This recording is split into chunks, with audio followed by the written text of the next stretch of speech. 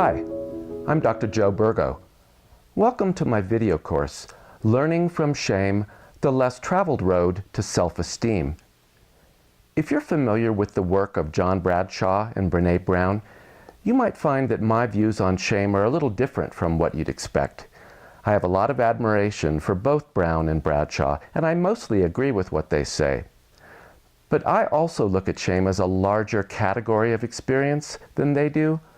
Like Bradshaw, I think that shame can be a toxic emotion inflicted on children by their abusive parents.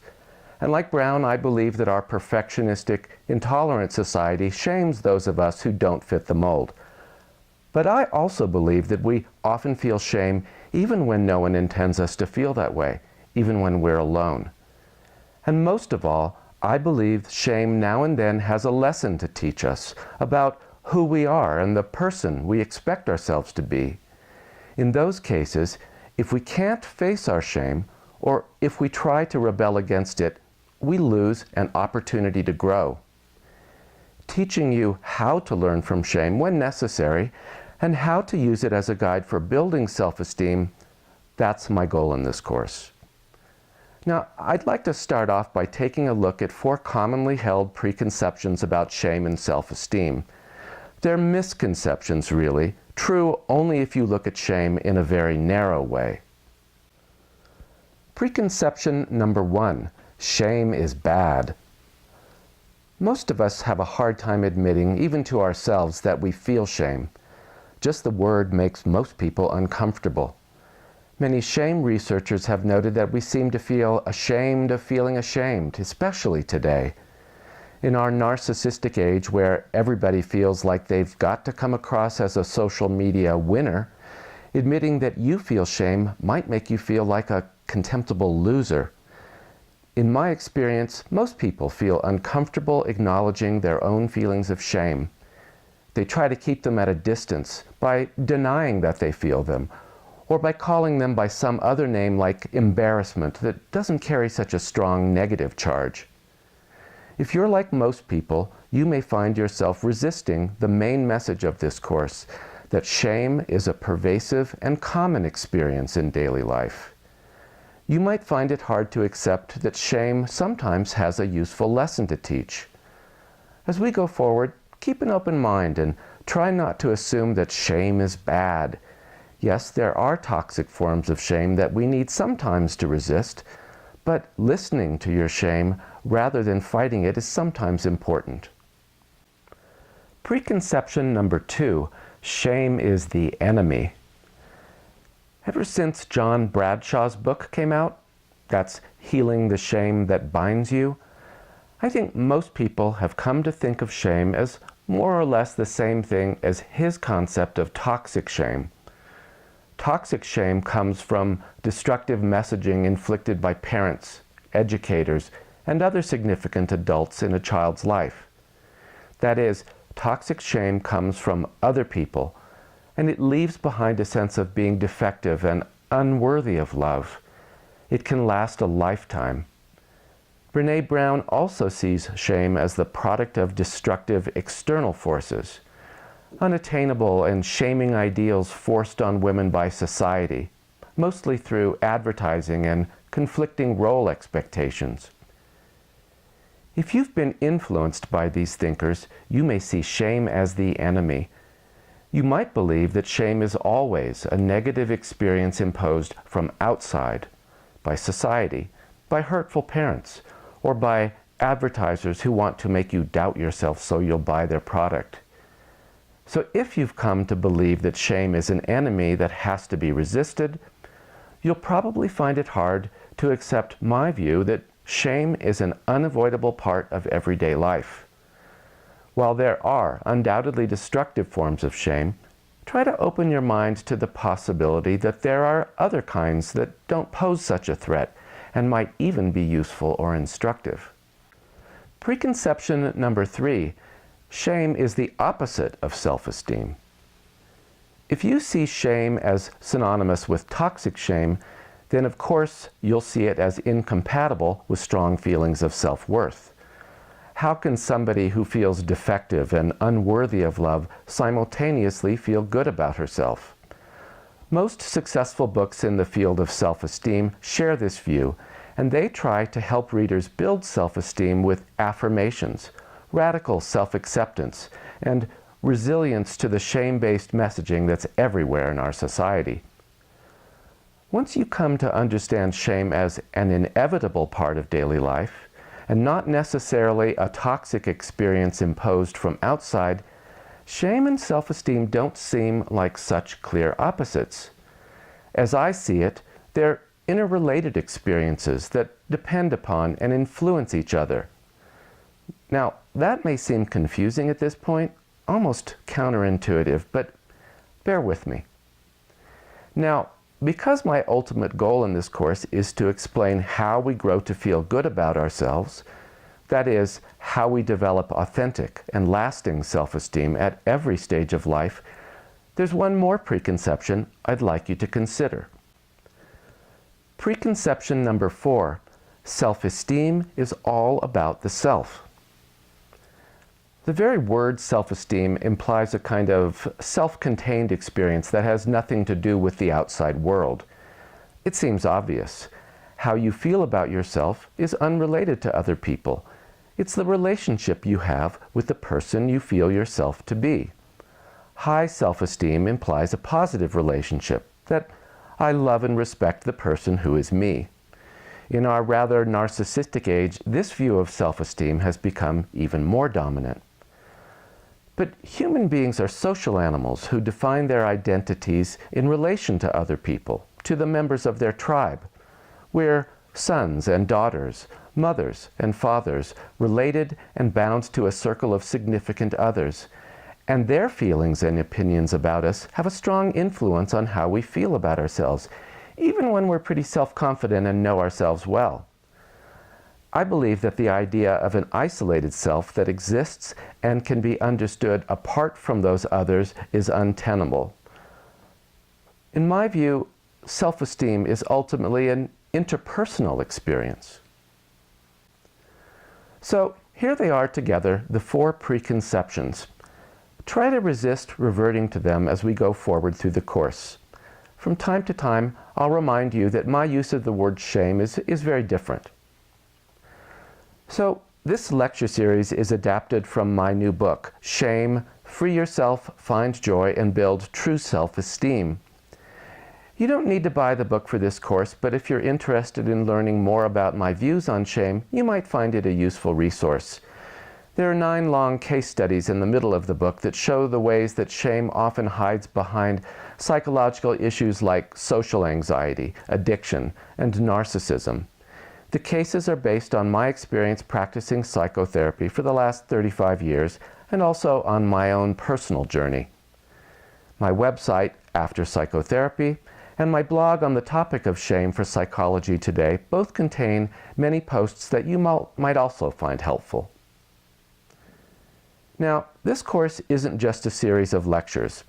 It includes a set of exercises that won't be easy, especially the later ones, because they'll ask you to focus on different shame experiences.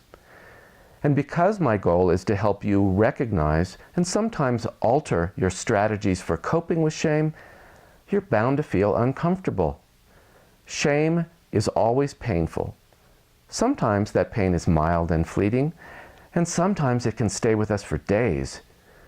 But if we can bear with and listen to it, shame sometimes helps us to become the person we'd like to be. Healthy shame can tell us how to build or restore our self-esteem. Over the years, I've learned that building true self-esteem depends upon setting and meeting goals and upon living up to our own standards and values. Healthy shame often tells us that we've let ourselves down or fallen short of expectations we hold for ourselves. Healthy shame often shows us where we need to try a little harder. When we live up to our expectations and succeed at what we intend to do, we build healthy pride. And that's the only true antidote to shame. By meeting our goals and living a life that reflects our core values, we can earn our own self-respect. In recent decades, the self-esteem movement has told us that unstinting and unconditional praise is what will build self-esteem in growing children, and even in adults. I disagree. I believe that self-respect, like all forms of respect, has to be earned at any age. Developing healthy self-esteem depends upon meeting realistic expectations and living a life that embodies our values. Now, before you go any further, I'd like you to take some time to decide what you intend to do. Because we build healthy pride by achieving our goals, and we feel shame when we fall short, I think it's important to know exactly what you expect of yourself. In my book, I give readers a lot of leeway in deciding how much effort they want to put into the exercises. But because you've made a bigger commitment by enrolling in this course, I think you should ask a little more of yourself. First of all, I think you should commit to completing all the exercises and doing all the uncomfortable things I'm going to suggest. Don't rush through the lesson, and don't move on to a new one if you haven't fully completed the exercise in the prior one. If you don't feel you've mastered the material in any given exercise, keep trying. Some of these exercises are ones you can do once and move on from, but the later ones are designed to help you develop certain habits of mind, ones that will help you recognize and bear with your shame and to learn from it when it's important. Now, in general, mastering any new skill usually means lots of practice, so you'll have to do some of these exercises more than once. Let me also offer some guidance that'll make it more likely for you to complete what you set out to do and to build pride as a result. Avoid perfectionism.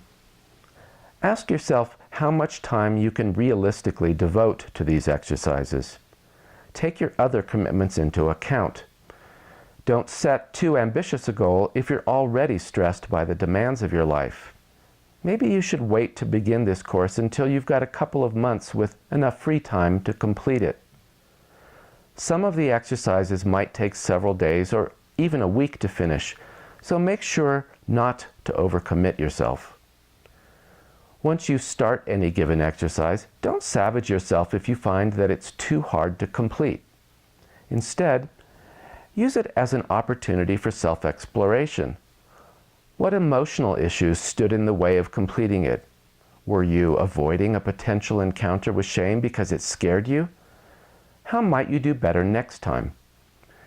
In future lectures, I'll describe the various ways all human beings try to avoid, deny, and control their shame experiences, and just assume that you do too. Even when you begin to understand yourself better, you'll go back to your automatic and lifelong strategies for warding off shame over and over again, and that's normal. Developing self-esteem isn't about achieving perfection. It involves a process of growth and self-exploration that will hopefully last a lifetime, and you'll have some successes as well as setbacks along the way. Developing self-esteem means building pride through achievement, but also learning from shame when necessary. Through the exercises and this video lecture series, I want to help you to develop those habits of mind so that you can build and sustain true self-esteem. Hold yourself accountable. Now that you've committed to these exercises, expect yourself to follow through. If you don't, you'll only feel worse about yourself unless you learn something useful from the experience. Now, holding yourself accountable doesn't mean you have to complete every exercise perfectly. But if you do struggle to do what you set out to do, try to understand what stood in your way. Don't rationalize or make excuses for yourself. Don't look away, gloss over it, and move on to the next one. If an exercise is especially hard, it probably focuses on an area where you're sensitive to shame. Ask yourself what you can learn from the experience. You might set the exercise aside while you explore your feelings about it and try again at some later point when you feel more confident of succeeding. But don't skip over it and move on. These exercises are sequential for the most part, and each one depends upon completing the exercise before it. Include others. Remember what I said about self-esteem being an interpersonal experience? For that reason, you'll get the most benefit from these exercises if you find a way to connect with other people as you go along. One early exercise involves using your imagination in an effort to understand how shame might influence your friends and members of your family, and then to empathize with the ways they feel shame. Later exercises ask you to reach out and share your experience with carefully chosen others. I've also opened a discussion forum on my website, From Shame to Self-Esteem, and it's reserved for those who enroll in this course. I encourage you to log onto that forum and share your experience with others. Read and benefit from what they have to say about their own efforts. Offer encouragement when they struggle and praise when they succeed. I'll moderate the forum and comment from time to time when I have something useful to add to the conversation. So when I was writing my last two books, I wanted to include a lot more personal material that described my own struggles with shame and how I've learned and grown from them. My editors at Touchstone and St. Martin's Press both insisted that readers want their author experts to come across as authoritative and self-confident, as if they've already mastered the lessons they're trying to teach readers. I totally disagree. Regular readers of my blog often tell me how much they appreciate my self-disclosures and how relieving it is to hear that even a psychotherapist with many years of experience still feels shame and struggles with it. I do. As part of this lecture series, I'll share that experience from time to time so you can feel that we're in it together. As honestly as possible, I'll describe my shame and what I've learned from it. I'll also share the pride and joy I feel when I succeed. For your self-esteem to flourish, it's crucial that you share your joy with other people. Other forum members, for example, but even more, the friends, colleagues, and family members who matter most to you. Now, authentic self-esteem also means honoring their achievements too. Remember, it's not all about you. So I've given you a lot to think about here at the beginning of our course. I suggest you watch this lecture one more time before you go on. Then continue to the next lecture where I'll discuss the entire shame family of emotions and explain when and why all human beings inevitably feel them. Until next time.